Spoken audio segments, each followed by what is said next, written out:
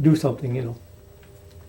So then Brian, the little guy, spoke up. He said, Marvin can play that. I said, geez, don't tell him that. So they got me going. I must have sang, what, 6 or 7 songs on it. And,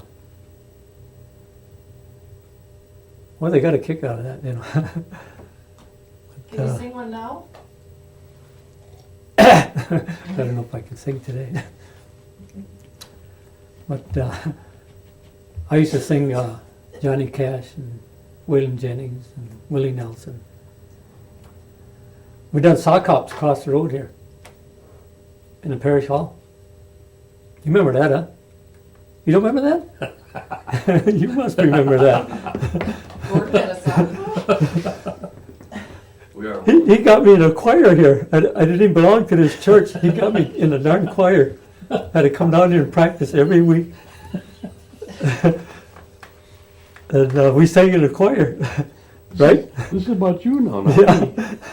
Well, you get me in trouble, though. You got me in trouble a long time ago. But that's where we learned to sing, you know. I didn't know I could sing, you know. And then my cousin caught polio when that was going around, you know, in 51, I think. Everybody was dying from it, you know. So we had to be careful, you know. And my cousin caught polio, and then they didn't have enough room. He couldn't go upstairs. So they moved him in with us, you know. My ma's sister's, my cousin, yeah. My ma's sister's son moved in with us. So I had to drive him down to Green Bay for therapy, you know.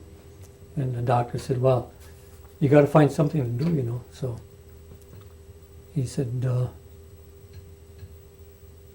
find something to do. So on the way home, he said, what can we do to keep my hands moving? And, you know, he's supposed to keep his arms and hands moving, you know. And he said, I think I'll go get a guitar. He said, learn how to play guitar. So I said, yeah, they rent them in Seymour. You know, they had a music store in Seymour. They rent the guitars in Seymour by the month, you know, or a week. So we drove right through the night and ended up in Seymour. So I said, well, I'd like to learn that too, you know. We'll practice together, you know. So the guy gave us 2 guitars and a book, you know, with all the chords and everything in it.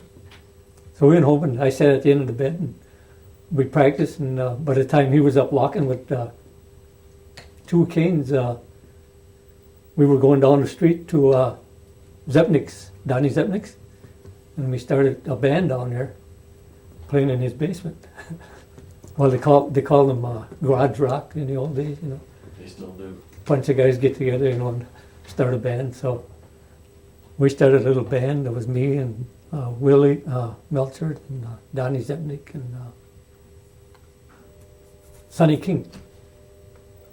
4 of us. So we ended up down here at Sock Hops and played for nothing, you know. And we played on June Appleton's restaurant up on the roof in the evening, you know, for supper. She'd give us free supper. The Not old days. rolling, I hope. Been going. Is it still rolling? The best stuff. Okay. We were at the seminary. Yeah, Okay. went to school there. You went to school 1 year there. Hmm. All right. After you got better, then what happened? Well, I got next year I could walk, and I think I was in 4th grade then. But when I got hurt in that car wreck, it knocked all my memory. Was gone, you know. So the nuns used to come to my house and in the evening and tutor me, so I could catch up on my. Actually, they put me back 1 year because I was supposed to be in the 4th grade, you know. So they put me back 1 year instead of going back to 1st grade. I come back, you know, because the nuns came down in the evening and they'd walk down to the house with an armful of books, you know, and stuff, which was nice of them, you know. And they got me going back in school because I got my whole memory knocked out of my head. When did you start learning how to hunt and fish?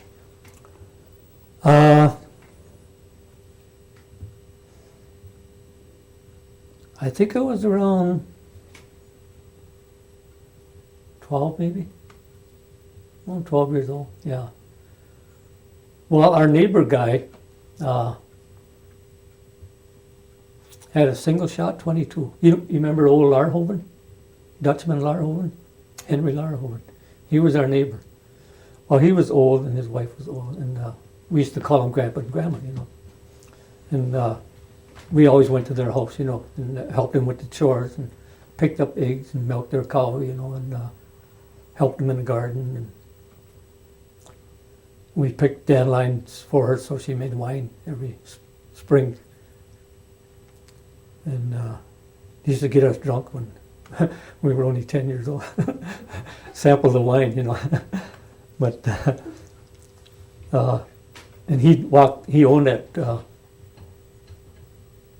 almost all the way down to the river. He owned, you know, land. I guess he owned all the way down to the river at one time, and then he sold that bottom half to Erickson, the other neighbor.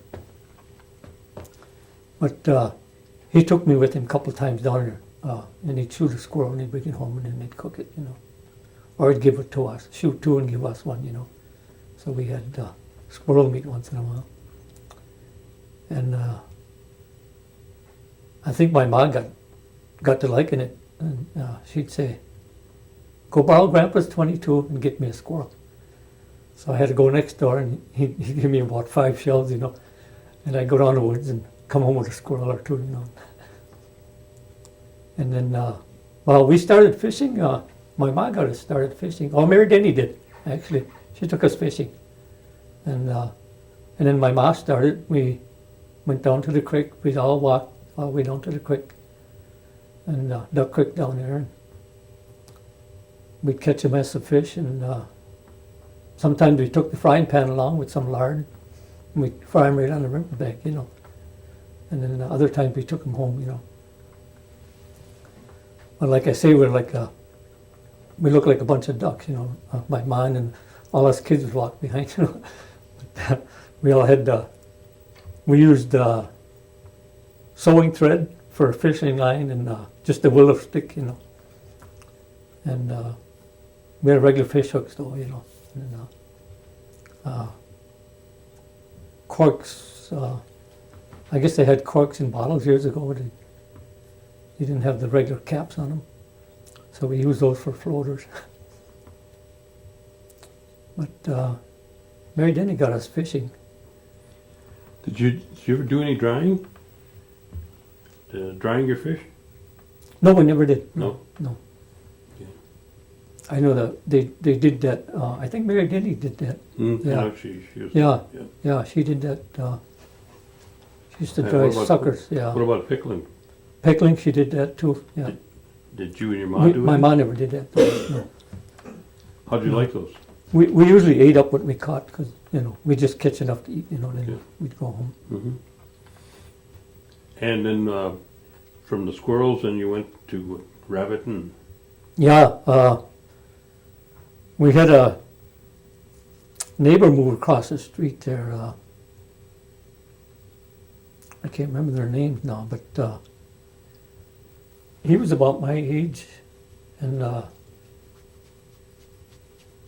his dad used to take him hunting, you know, and then he started taking me along, and they used to loan me a shotgun, you know, so I had to learn how to shoot a shotgun. Were they Oneidas? They were part Oneidas, yeah, but they only lived there like 3 years. I can't remember their names now. But they moved out, and then they moved to, they moved all the way down to Arizona, I guess. I think because of his health or something, they had moved to Arizona. I can't remember their names. Sagadin, there you go. You know them. When did you start, you know, doing a lot of hunting and fishing then? When you got older or during that time? Yeah, I hunted quite a bit. In the next guy moved in there was that Jimmy Vanderzanden, and me and him used to go hunting. And then our Charles moved down the road where he homesteads now, you know, on the old property there. Well, we were the same age too, you know. And then I got to hunting with him, and we'd go rabbit hunting, and there was a lot of partridge in the old days, you know, and pheasants all over the place, you know. But I ended up buying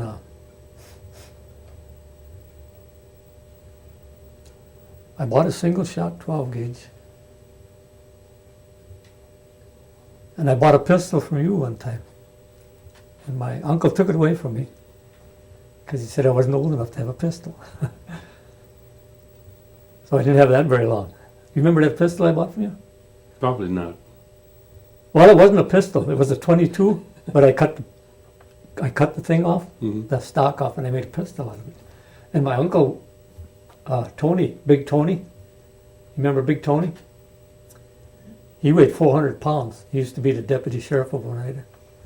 And he come over one day, and I said, "Look at my pistol I made." "Well, you can't have that. You're only 16 years old," he said. So there went my pistol. But I still had my shotgun. But they used to have these second-hand stores all over Green Bay years ago. You know, you could go there and buy anything, you know.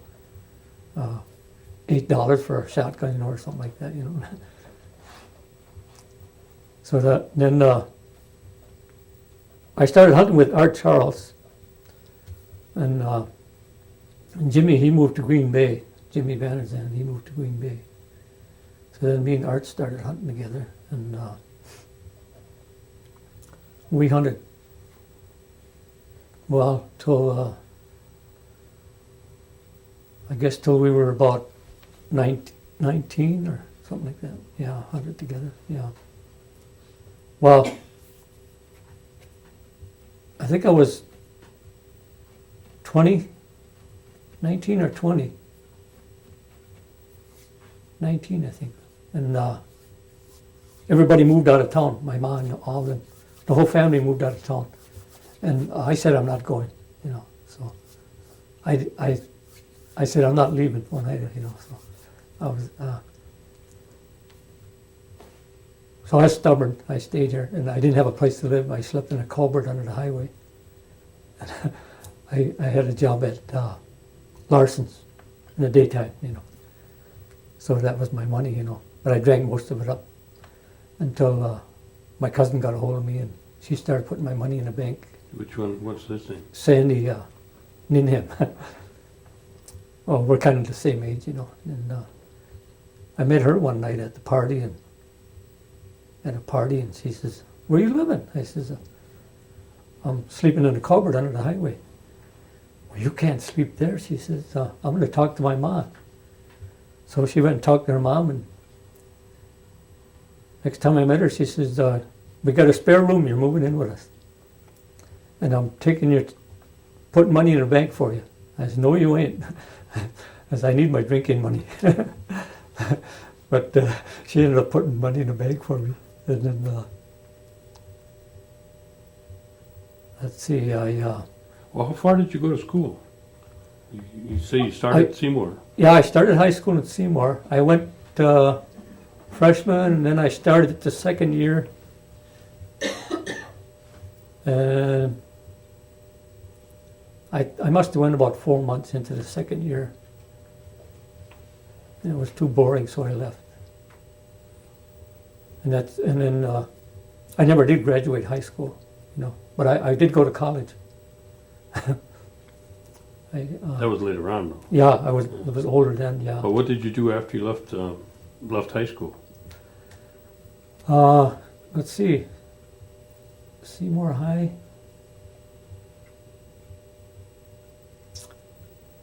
My uncle.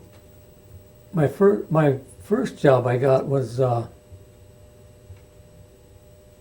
was 16, just old enough to quit school. Well, I was a year behind anyway, so I might have been 15. This guy on Seminary Road down there, I forgot his name now, but he had a farm down there, and he had horses, and he got the job of clearing all the woods out by Schwabenen. So he came and hired me for $3 a day to drive the team, skidding logs. all winter, you know, well, for about a year, you know. So that was my first job. And then so I was a teamster logger on my first job, $3 a day. And well, the snow used to be about 5 feet high then, you know, with a lot of snow.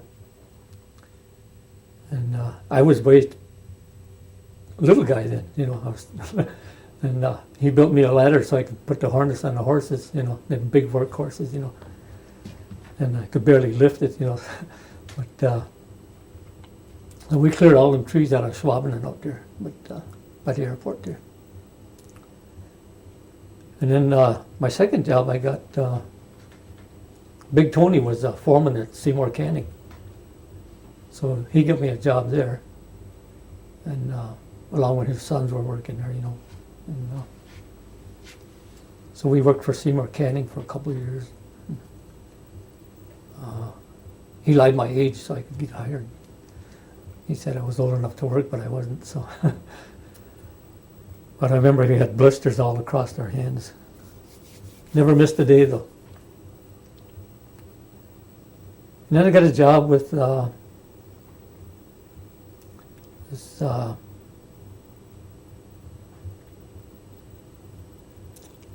General Telephone out of Appleton. Dewey Matoxin was the foreman there. And I met him at one of our drinking parties and got him started drinking, which was wrong. But he said they needed guys, you know, on the job, so he hired me and my brother. He hired both of us, you know. So we had to go to Appleton, rode with him to Appleton, you know, and then from there we got in a company truck and then we went to different jobs, and it was line clearing, they called it, you know, where they cut all the trees away from the wire, telephone wires, you know. But he sent us all over the state, you know, way up in northern Wisconsin, up by Michigan border and all over. And we had to stay all week, you know, in a motel or something, you know. And that was fun. We took our fishing poles along and fished more than we worked. But Dewey was, he was one of them old nutty guys, you know. And we got started drinking, and then, well, he couldn't handle his liquor anyway. We should not have got him started, you know, but he ended up in jail anyway, prison. He got caught, and we did, so. Well, we never did nothing wrong, you know that. But we had fun, you know. So then you say your folks moved out when you got to be about 20? Yeah. Mm-hmm. And then, well,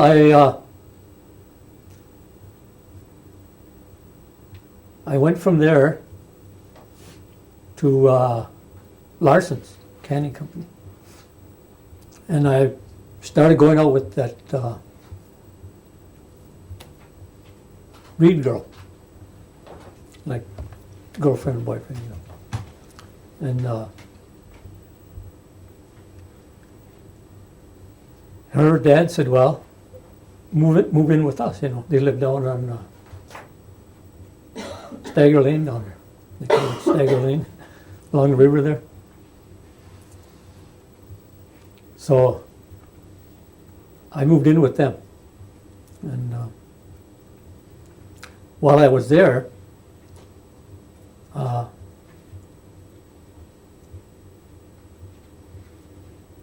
well, he was a party guy too. You know, he was older than me, you know, but he never worked. You know, hardly ever worked. You know, just now and then he'd find a job. You know. His wife done most of the work, you know. She cleaned houses in Green Bay, like the old days, you know. And a lot of women got on the bus and went to Green Bay and cleaned houses in the old days. And she did that, and when he felt like it, then he went to work, you know. But he used to say, "Well, I'm drier than hell, he used to say. Marvin, grab that guitar. Let's go to Green Bay. So we'd end up on Broadway, and I ended up singing up and down Broadway. And free beer all the way. We didn't have to have no money, as long as I could sing. And but he was a scrapper. He always got us in trouble. But he protected me all the time. I never had a fight. But he was the mean bugger, that guy. Well, he was tough, you know. Wasn't really mean, but he was tough, you know. And then I was... I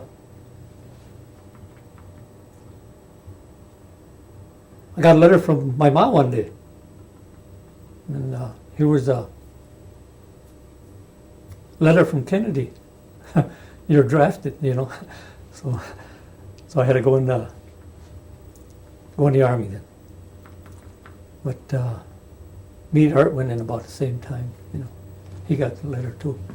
We were the same age. Well, you were the same age as us. Yeah, you were in the Marines, yeah. You went in before we did, I think. Yeah. Where'd you go? I ended up in Germany, in the Berlin crisis, when they put the wall up. Yeah, I got saved twice over there, so. Where did you go to training? Fort Leonard, yeah. Sure. They sent Art way down to Georgia or someplace. What kind of a unit were you in? I got lucky. I ended up, well, after training in basic training, well, you fill out these papers, you know, what you want to do, and which is wasteless because they never let you do what you want to do anyway. Well, I never had a driver's license when I went in. And so they put me in driver's school, truck driving school. And I ended up back in Fort Leonard with, you know, my second schooling was truck driving school. So that was 8 weeks of truck driving school, and then they give us 3 days off to go home, you know, and then come back to Fort Leonard Wood and look up the roster and see where we're going after that, you know. So, well, I got, we were all standing in line there, first day in truck driving school, and the sergeant says, anybody here never drove a vehicle and don't know how to drive, put your hands up. And I happened to be standing alongside this hillbilly guy from Tennessee, from the hills of Tennessee. He puts his hand up, and I looked at him. He says, his name was Higgins, Richard Higgins. He says, you don't know how to drive a car? Never drove, he says. We had mules. We drove mules, he says. I said, oh, well.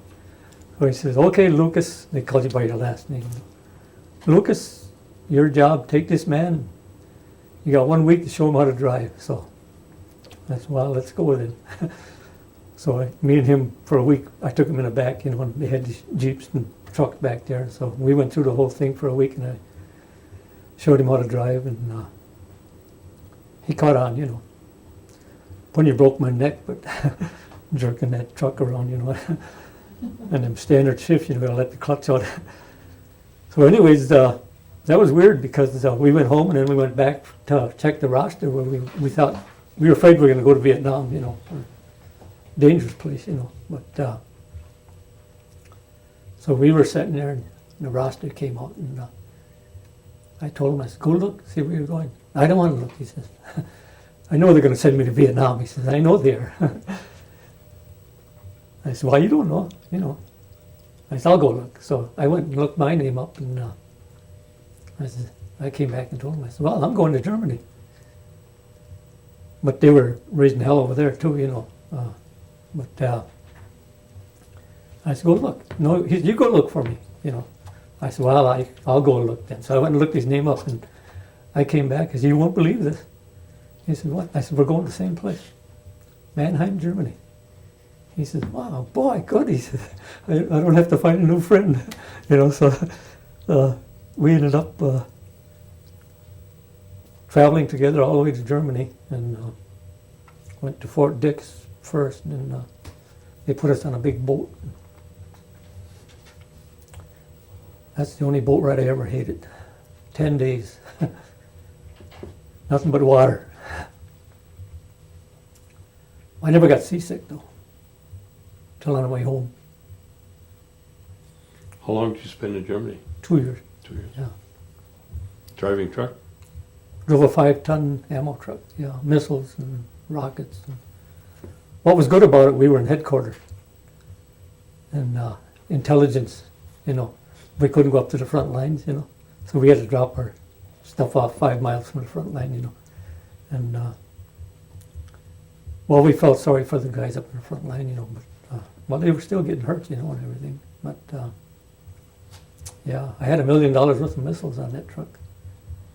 You said you had 2 situations that came about when you were there. Yeah, well, we were on a trip to, the whole squad had a haul ammo up to, by the Swiss Alps up there, where Germany runs into the Swiss Alps. And we bivouacked in the woods, you know, we had to hide our trucks and everything, and cover them up and hide them, and they make you dig a hole and set your machine gun up and all that stuff, you know. We went through all that, and well, we took turns going out, you know. The first guy in line, you know, and we had to hide our trucks in the woods, you know, and then the second guy and the third and the fourth. And they came to me one day, and you're next. And he goes like this, that means wind it up, you know, get ready. So I uncovered my truck, put everything away, and put my machine gun on the track up on the passenger side, you know, and got in there and turned the key, nothing. It wouldn't start. And I tried and tried. And the sergeant, he says, don't kill the batteries, leave it. I'll call for a mechanic. So he got on the phone and radio, and he called for a mechanic, and the mechanic come up here.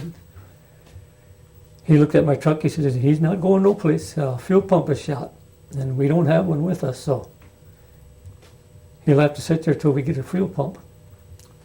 So the sergeant says, next guy. He was, his name was Crabapple. He was a Jewish kid. Well, I don't know if he's full Jewish, but Crabapple his name was. So he left, took my place and took off, and well, we had rain for about 3 days over there where he was going. And he was going up this hill with his truck, and it was muddy, you know. And apparently he had it in 4-wheel drive, otherwise they don't move, you know. But his truck started sliding sideways down the hill. And instead of jumping out, he stayed in there. But they teach you to jump out and let the darn thing go, you know. But, you know, some guys are, you know, they try to save it, you know. And well, he made a mistake by staying in there, you know. And it went over the edge and let it on a ledge. And he didn't get killed, but he flew out and his legs were pinned under the hood, and it started on fire. And by the time they got there, all his ammo was going off, and they couldn't get to him, and he burnt alive. You know, he got burnt alive, died, you know. So it could have been, well, not saying it could have been me, but I was next in line, you know. And then another time, Wait, before you start that one, let's change tapes again. wow, we're using that much?